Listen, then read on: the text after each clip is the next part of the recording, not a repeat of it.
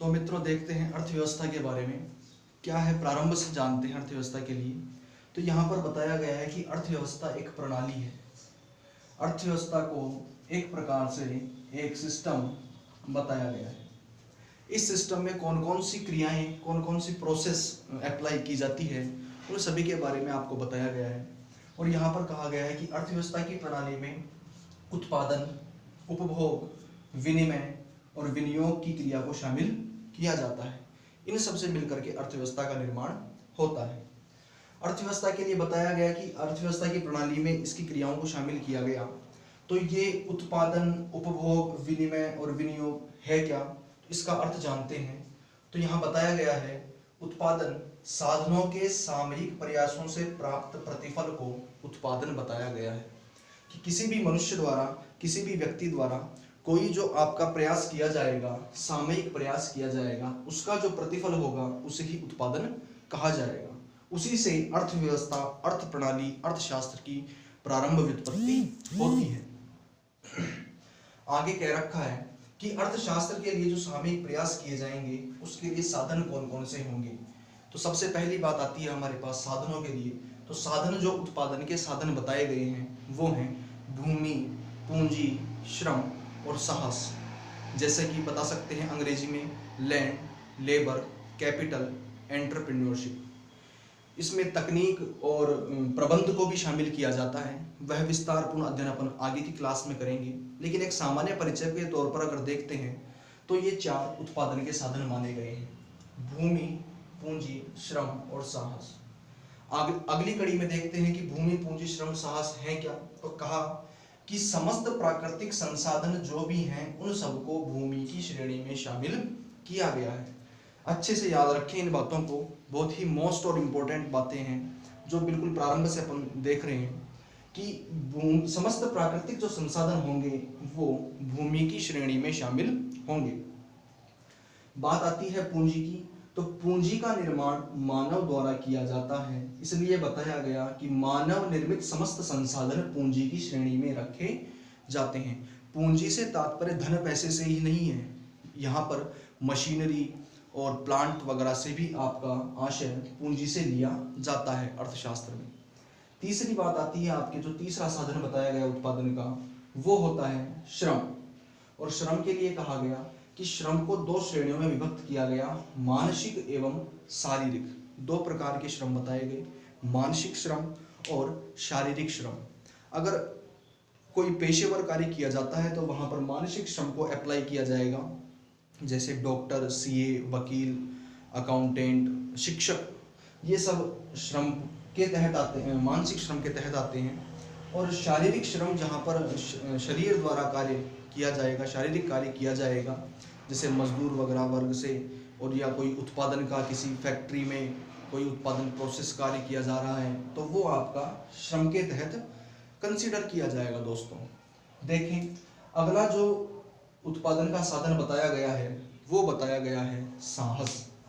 साहस में कहा गया कि व्यवसाय में जोखिम सदैव बनी रहती है, तो जोखिम को वहन करने की क्षमता को ही साहस बताया गया है।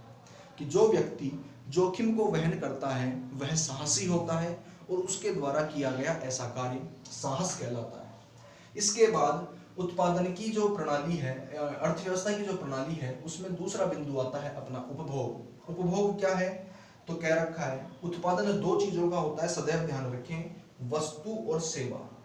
दो चीजें, दो नाम हमेशा साथ चलेंगे, वस्तु के साथ साथ सेवा हमेशा साथ में रहेगा। कि सेवा कार्य भी और वस्तु का उत्पादन भी दोनों एक साथ रहते हैं। तो कह रखा है वस्तु या सेवा का प्रत्यक्ष उपयोग जो किया जाता है वो उपभोग होता है। और उपभोग कब सिद्ध होगा, जब क्या होगी, अपनी आवश्यकता संतुष्टि हो जाएगी या इच्छा संतुष्टि हो जाएगी। आवश्यकता को संतुष्ट करने के लिए, इच्छा को संतुष्ट करने के लिए किसी वस्तु या सेवा को उपयोग में लेना ही उपभोग कहलाता है। मित्रों आगे इसी कड़ी में तीसरा बिंदु आपको जो बताया गया वो है विनिमय। और विनिमय के लिए कहा गया है कि वस्तु व सेवा का आदान प्रदान ही विनिमय कहलाता है।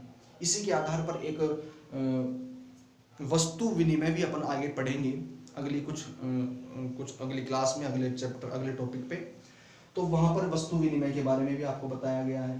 कहने का मतलब वस्तु व सेवाओं का क्या करना, आदान प्रदान करना ही विनिमय कहलाता है। और अंतिम जो बताई गई है बिंदु इसका, वो बताया गया है विनियोग।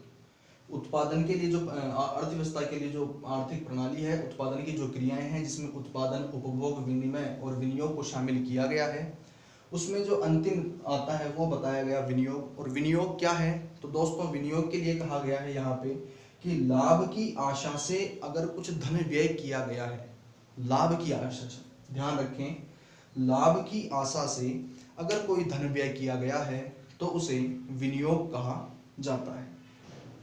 तो 4 बिंदु अपने यहाँ पर क्लियर हुए।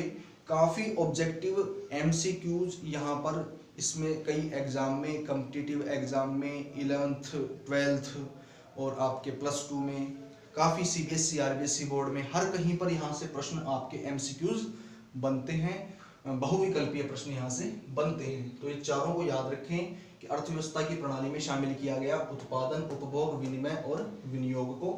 और ये क्या होते हैं, तो उत्पादन के साधनों से किया जाता है, वो साधन आपको बताए गए हैं। उपभोग, विनिमय और विनियोग को आपको समझाया गया है। उसके बाद दूसरी जो मेन बात आती है वो आती है अर्थव्यवस्था के आधार। अर्थव्यवस्था के आधार 2 प्रकार से बताए गए हैं। पहला कहा गया है उत्पादन साधनों के स्वामित्व के आधार पर अर्थव्यवस्था का वर्गीकरण किया गया है, और दूसरा विकास के आधार पर अर्थव्यवस्था का वर्गीकरण किया गया है।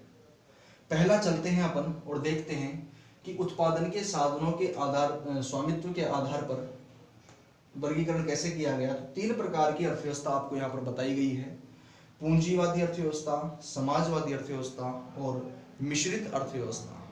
देखेंगे पूंजीवादी, समाजवादी और मिश्रित अर्थव्यवस्था क्या है और क्या इसके लिए दिया गया है।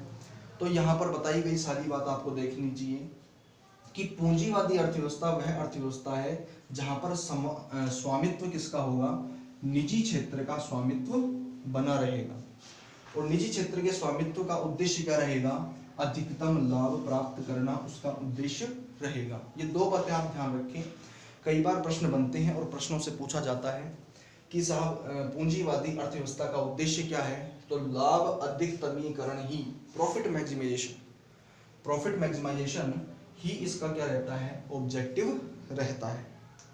आगे देखें तो पूंजीवादी अर्थव्यवस्था में निर्णय क्षमता, डिसीजन मेकिंग किसके पास रहेगी, कीमत तंत्र या कीमत प्रणाली के पास रहेगी। जो भी आपकी डिसीजन मेकिंग है वो कीमत के आधार पर यहाँ पर निर्णय लिए जाएंगे। समाजवादी अर्थव्यवस्था जो है उसका बिंदु बता रखा है कि यहाँ पर स्वामित्व समाज का, सार्वजनिक और सरकार का स्वामित्व बना रहेगा, और इसका उद्देश्य लाभ न होकर के सामाजिक कल्याण इसका उद्देश्य रहता है। और यहाँ पर नियोजन अधिकारियों द्वारा निर्णय लिए जाते हैं। इसके बाद में दूसरी बात बता रखी है आपको, इन दोनों से मिलकर के तीसरी अर्थव्यवस्था जो बनती है वो है मिश्रित अर्थव्यवस्था। मिश्रित अर्थव्यवस्था में सार्वजनिक और निजी स्वामित्व दोनों की विशेषताओं का योग किया जाता है, और उन दोनों अर्थव्यवस्थाओं को मिला करके मिश्रित अर्थव्यवस्था का निर्माण होता है। तो मिश्रित अर्थव्यवस्था में पूंजीवादी अर्थव्यवस्था और समाजवादी अर्थव्यवस्था दोनों की विशेषताओं को मिलाया जाएगा। तो यहाँ पर निजी स्वामित्व भी होगा, सरकार का भी स्वामित्व होगा, लाभ के लिए भी कार्य किया जाएगा, कल्याण के लिए भी कार्य किया जाएगा। तो ऐसी अर्थव्यवस्थाएं जो हैं वो आपकी मिश्रित अर्थव्यवस्था होती है। देखेंगे कि पूंजी अर्थव्यवस्था कहाँ है, समाजवादी कहाँ है, तो उसके लिए बता रखा है आपको कि जो USA और UK की जो अर्थव्यवस्था होती है, या उन्नत जो विकसित देशों की अर्थव्यवस्था है वो पूंजीवादी अर्थव्यवस्था है। रूस या चीन जैसे जो देशों की अर्थव्यवस्था है वो आपकी समाजवादी अर्थव्यवस्था है, और भारत, पाकिस्तान आदि देशों की जो अर्थव्यवस्था है वो आपकी मिश्रित अर्थव्यवस्था है। तो यहाँ तक आपको कुछ बिंदु यहाँ पर समझाए गए हैं, इनको ध्यान से आपको देखना चाहिए। अब अर्थव्यवस्था के आधार पर आपको दूसरा बिंदु जो बताया गया है वो है विकास के आधार पर।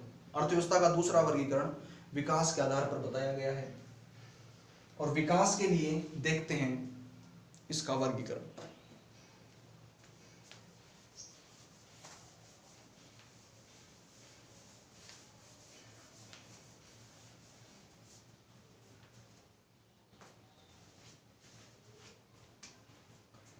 विकास के आधार पर दो भागों में बांटा गया। प्रथम बताया गया विकसित अर्थव्यवस्था, पहली बताई गई विकसित अर्थव्यवस्था और दूसरी बताई गई आपकी विकासशील अर्थव्यवस्था। विकसित एवं विकासशील अर्थव्यवस्था। तो विकसित अर्थव्यवस्था वह है जहां पर कि विकास कार्य पूर्ण हो चुका है, जिसको बोलते हैं डेवलप्ड इकोनॉमी।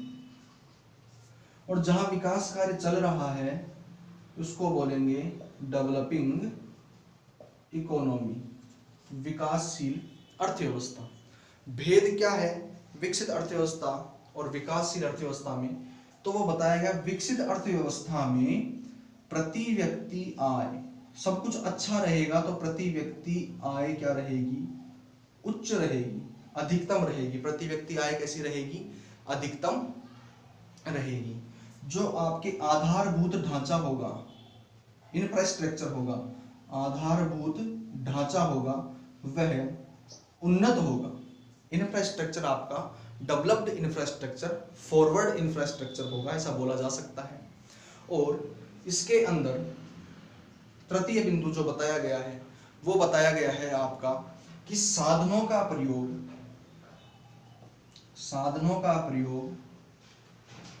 पूर्ण एवं कुशलतम प्रयोग होगा, पूर्ण एवं कुशलतम प्रयोग किया जाएगा।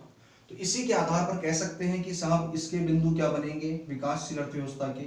तो निम्न प्रति व्यक्ति आय क्या हो जाएगी यहाँ पर? निम्न प्रति व्यक्ति आय, पर कैपिटा इनकम कैसी रहेगी? कम रहेगी। और यहाँ पर जो उन्नत आधारभूत ढांचा था वो आधारभूत ढांचा कैसा हो जाएगा? बैकवर्ड। यहाँ फॉरवर्ड था तो यहाँ पर कैसा हो जाएगा? बैकवर्ड हो जाएगा, जिसको बोलेंगे पिछड़ा हुआ आधारभूत ढांचा, पिछड़ा आधारभूत ढांचा, बैकवर्ड इंफ्रास्ट्रक्चर। और तृतीय बिंदु कि साधनों का प्रयोग कैसा रहेगा? अकुशलतम प्रयोग रहेगा, साधनों का अकुशलतम प्रयोग रहेगा। तो वही बात है यूएसए, यूके, वहां की जो अर्थव्यवस्था होगी वो कैसी है? विकसित। और इंडिया पाकिस्तान जो अर्थव्यवस्था है वो किस में गिनी जाती है? विकासशील अर्थव्यवस्था में गिनी जाती है। तो यहाँ पर आज अपन ने जो टॉपिक देखे मुख्य, वो किससे रिलेटेड हैं? अर्थव्यवस्था से। अर्थव्यवस्था को प्रणाली बताया गया, उसमें अपन ने उत्पादन, उपभोग, विनिमय और विनियोग को देखा, उत्पादन के साधन देखे। उसके बाद में अर्थव्यवस्था का प्रकार देखा। अर्थव्यवस्था के प्रकार दो भागों में बांटे गए थे, उत्पादन के साधनों के स्वामित्व के आधार पर और विकास के आधार पर। स्वामित्व के आधार पर तीन परिभाषाएं बनी थी, पूंजीवादी अर्थव्यवस्था, समाजवादी अर्थव्यवस्था और मिश्रित अर्थव्यवस्था। और विकास के आधार पर दो बनी, विकसित और विकासशील अर्थव्यवस्था। और इनकी विशेषताएं हमने यहाँ पर देखी। इसके बाद में जो अपन टॉपिक पढ़ेंगे, नेक्स्ट टॉपिक होगा वो अपना होगा आधारभूत ढांचा। जो अपने यहाँ पे शब्द आ रहा है बार बार, आधारभूत ढांचा।